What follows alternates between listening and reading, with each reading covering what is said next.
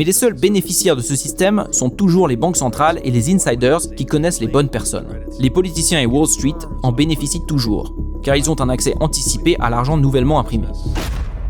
Bonjour à tous et bienvenue sur Money Radar Crypto. Aujourd'hui, nous avons le plaisir de vous présenter une interview de Robert Breedlove, hôte du podcast anglophone What is Money. Breedlove est un maximaliste Bitcoin qui s'efforce depuis plusieurs années d'élargir le champ intellectuel qui entoure la première des crypto-monnaies. Son podcast, qui est l'un des plus populaires du secteur, a reçu des invités de marque comme Michael Saylor, Jordan Peterson ou encore Robert F. Kennedy Jr. Robert Breedlove examine Bitcoin sous tous ses angles.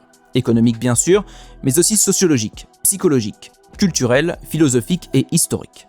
Breedlove est fortement influencé par l'école autrichienne d'économie, par le libertarianisme et par les travaux d'intellectuels comme Jordan Peterson et John Vervaeke. L'extrait suivant est tiré d'une interview de Robert Breedlove publiée sur le podcast Human Future en date du 23 mai 2024. Il constitue une bonne introduction à sa pensée sur l'impact de la monnaie sur la société et nous espérons qu'il vous intéressera. Sans plus attendre, voici Robert Breedlove.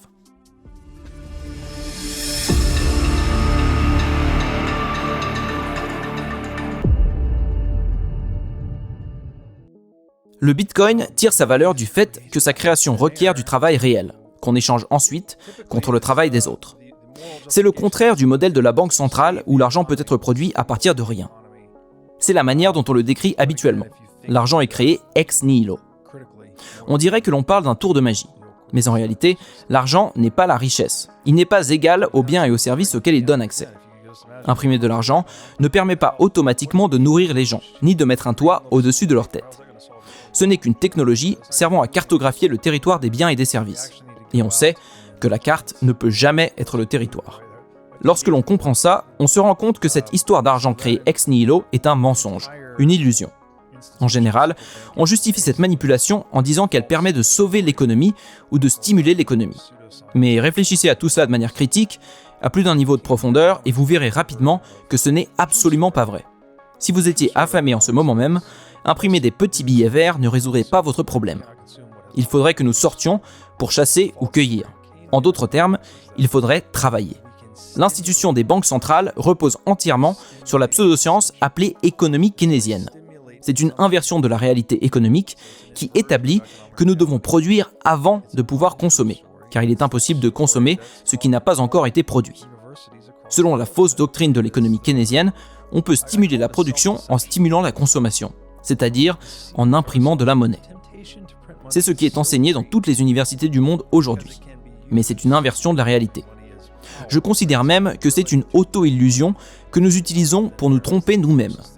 En fait, la tentation d'imprimer de la monnaie est grande parce qu'elle donne un avantage à celui qui contrôle la planche à billets. Contrôler l'impression de la monnaie, c'est ce qui se rapproche le plus du pouvoir absolu dans notre monde. Et comme l'a dit Lord Acton, le pouvoir corrompt et le pouvoir absolu corrompt absolument. Il n'est donc pas surprenant que la banque centrale et la pseudoscience appelée économie keynésienne qui la sous-tend et la justifie soit l'organisation la plus corrompue du monde. Sans trop rentrer dans les détails de l'histoire de l'argent, il est intéressant de noter qu'on peut voir l'argent lui-même comme une histoire. C'est un registre, un historique de qui a rendu quel service à qui et qui doit quel service à qui d'autre. Je parle des différents angles sous lesquels on peut voir l'argent sur mon podcast que j'ai intitulé What is Money ? Qu'est-ce que l'argent ? J'essaie de mener une enquête ontologique pour comprendre sa nature. Je considère que cet outil constitue la technologie la plus importante au monde. Ce n'est pas une technologie au sens où l'on entend habituellement, mais une technologie sociale, au sens où le langage, par exemple, est une technologie. Et je pense que l'argent est tout aussi indispensable que le langage à la civilisation humaine. Je ne pense pas qu'on puisse avoir une société pacifique, fonctionnelle et productive sans langage, tout comme on ne peut pas avoir une société pacifique et fonctionnelle sans argent. J'essaie d'attirer l'attention de mes auditeurs sur le fait que l'argent est en fait le langage de l'action humaine. Si l'argent est corrompu, alors tout ce qui repose dessus est lui aussi perturbé. À cet argent corruptible, j'oppose les monnaies incorruptibles que sont l'or et le bitcoin par exemple, qui sont de meilleures primitives sur lesquelles rebâtir nos structures sociales, qui sont aujourd'hui fondamentalement corrompues et perverties. Voici mon postulat. L'argent corrompu détruit le monde, et l'émergence d'une monnaie incorruptible, comme le Bitcoin, pourrait être l'une des évolutions les plus profondes et significatives de l'histoire de la race humaine. L'un des problèmes avec la monnaie, c'est qu'on ne peut pas la mesurer à l'aide d'elle-même.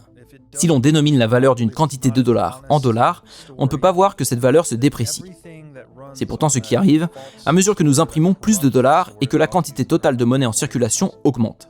C'est constatable si on utilise l'or pour mesurer cette valeur. C'est simple, si on augmente l'offre de dollars de 20%, on peut s'attendre à ce que le pouvoir d'achat de chaque dollar diminue d'environ 20% au fil du temps. Seulement, ce n'est pas en termes de dollars que cela se produira, mais en termes de la quantité de biens et de services que ces dollars peuvent acheter. Pour prendre un exemple, un costume de bonne qualité coûtait environ une once d'or il y a 100 ans, et coûte toujours une once d'or aujourd'hui. Le pouvoir d'achat de l'or a été stable au fil du temps, alors qu'en dollars, sur la même période, ce prix est passé de 20 dollars il y a 100 ans à 2000 aujourd'hui, car le pouvoir d'achat représenté par chaque dollar a progressivement été dilué. Cela crée une sorte d'illusion d'optique cognitive. Si par exemple je possède un bien immobilier ou un portefeuille d'actions et que je vois que d'un mois sur l'autre, la valeur de ces biens s'est appréciée de 10%, eh bien je peux me dire « Super, je suis 10% plus riche, puisque j'ai 10% de dollars en plus que le mois dernier ». L'illusion tient à ce qu'on ne voit pas, c'est-à-dire la dilution du pouvoir d'achat par dollar. C'est ce qui induit les gens en erreur. On peut continuer à imprimer de l'argent en faisant penser aux gens qu'ils s'enrichissent, alors qu'en réalité ils s'appauvrissent en termes de la quantité de biens et de services qu'ils peuvent obtenir sur le marché. Cette inflation est une taxe régressive, car elle affecte de manière disproportionnée ceux qui vivent de revenus fixes, les pauvres, les retraités et ceux qui touchent des prestations. Plus la proportion de ce que vous possédez est en dollars ou généralement en monnaie fiduciaire, plus vous êtes touché par ce fonctionnement. Au contraire, plus votre patrimoine est constitué d'actifs tangibles qui ne peuvent pas être contrefaits ou imprimés, comme l'immobilier, les actions, etc., moins vous souffrez de l'inflation. Mais les seuls bénéficiaires de ce système sont toujours les banques centrales et les insiders qui connaissent les bonnes personnes. Les politiciens et Wall Street en bénéficient toujours, car ils ont un accès anticipé à l'argent nouvellement imprimé. Ils peuvent donc le dépenser quand son pouvoir d'achat est au maximum, avant que sa mise en circulation ne le fasse baisser en valeur. Bien évidemment, le fait de pouvoir disposer d'une monnaie qui ne peut pas être dépréciée change la donne. C'est comme avoir une définition fixe pour un mètre. Pouvez-vous imaginer le chaos dans le commerce mondial si la taille d'un mètre changeait sans cesse? Si vous essayez de construire un gratte-ciel et que vous deviez commander des milliers de mètres d'acier pour le construire, mais qu'au fur et à mesure que vous commandiez, la taille d'un mètre changeait, vous n'y arriveriez jamais. Comment construire quelque chose de précis si les normes changent en permanence? Or, il se trouve que l'unité de mesure sur laquelle repose tout le commerce mondial fluctue continuellement. C'est l'un des problèmes majeurs que nous avons aujourd'hui. L'un de nos standards les plus importants n'en finit pas de fluctuer. Il existe un axiome économique qui dispose que chaque acte de vol réduit la productivité. Chaque acte de vol nécessite du temps et de l'énergie, puisque les choses ne se volent pas toutes seules. C'est une décision qui a été prise par quelqu'un. Le temps et les efforts dépensés pour voler quelqu'un sont donc des ressources qui n'ont pas été utilisées pour produire. Ainsi, chaque acte de vol fait diminuer la productivité globale. C'est une réalité économique incontestable. Que venons-nous de décrire lorsque nous parlions de l'impression d'une monnaie censée représenter des biens et des services? Exactement le même phénomène. L'inflation, c'est du vol. L'inflation, c'est de la fausse monnaie légale, tandis que la contrefaçon de monnaie est une inflation criminelle. Il n'y a absolument aucune distinction économique entre ces deux phénomènes, seulement juridique. Ce pourquoi George Floyd a été arrêté et tué est la même chose que ce que fait la Réserve fédérale à coups de trillions de dollars. Il n'y a aucune différence, seulement une distinction juridique. Un groupe de personnes est autorisé à imprimer de l'argent, tandis que le reste d'entre nous ne le pouvons pas. C'est du vol, rien d'autre. Il n'y a aucun avantage économique, elle enrichit simplement le groupe qui peut imprimer au détriment de celui qui ne le peut pas. Chaque acte de vol réduit la productivité. Ainsi, à mesure que nous augmentons le taux de vol, nous diminuons la productivité de l'économie. C'est pourquoi la qualité et la quantité des biens et des services qu'un marché peut produire diminuent à mesure que le taux d'inflation augmente. Plus le pouvoir d'achat des dollars est dilué, plus l'économie en pâtit. Cela nous amène à un point culminant, l'hyperinflation, l'effondrement de la monnaie. Je crois qu'elle est définie techniquement comme une inflation de plus de 50% en un mois. Dans une telle situation, l'argent ne fonctionne plus. Il perd tout son sens.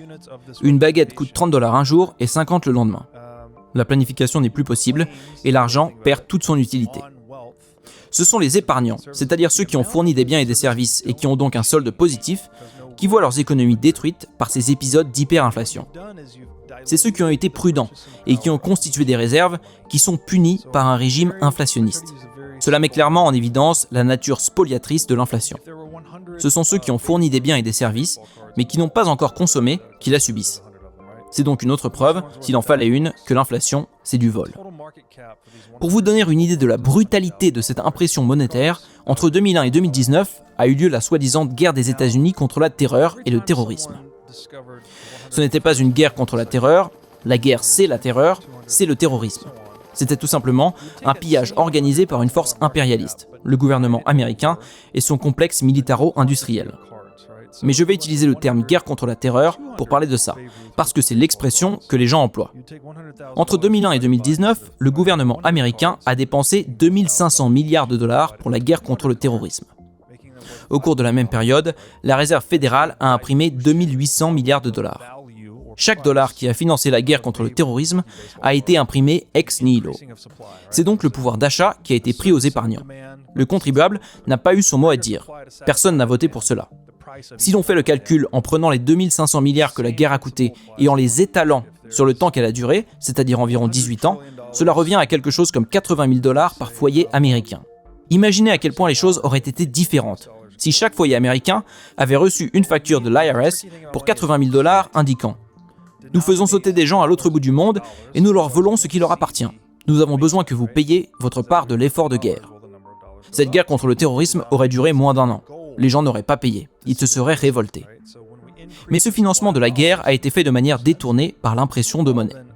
La pseudo-science économique a servi à faire douter les gens et à normaliser l'inflation. Nous y sommes tellement habitués que nous avons maintenant des adages qui y font référence, comme par exemple lorsque l'on dit « un dollar aujourd'hui vaut plus qu'un dollar demain ». C'est un lieu commun, mais cela part du principe que l'inflation est une loi de l'univers et que la monnaie doit nécessairement perdre de la valeur avec le temps. Mais ce n'est pas le cas. Ce n'est pas comme ça que cela fonctionne. Si l'on prend l'exemple de l'or, son cours continue d'augmenter avec le temps parce que nous imprimons continuellement de la monnaie. Sa valeur augmente aussi parce que nous produisons des biens et des services plus rapidement que nous n'augmentons l'offre d'or. L'offre est une monnaie saine, honnête, et son pouvoir d'achat augmente au cours du temps, il ne diminue pas. Cela en fait une bonne technologie d'épargne. Mais nous avons été tellement profondément manipulés et conditionnés psychologiquement à croire que l'argent doit se déprécier au fil du temps que cela fait partie de notre langage quotidien. L'inflation, c'est du vol, mais la cerise sur le gâteau, c'est qu'elle sert à financer les médias grand public, les opérations psychologiques woke, la guerre et le pillage. Ces guerres qui n'en finissent pas sont tout simplement des campagnes de meurtre de masse. Comment pouvons-nous nous regarder dans la glace et nous dire que nous sommes une espèce civilisée, alors que nous sommes encore engagés dans ces opérations meurtrières aujourd'hui, en ce moment même, partout dans le monde? Les gens ne peuvent même pas voter contre la guerre, parce qu'elle est rendue possible par la création monétaire ex nihilo. Cet état de fait explique pourquoi les bitcoiners sont si passionnés. Le mantra que nous répétons est le suivant: réparer l'argent, réparer le monde. Arrêtons cette folie. C'est une fois que nous aurons redonné le pouvoir au peuple que nous pourrons peut-être réellement évoluer en tant qu'espèce et devenir civilisés d'une manière authentique et durable.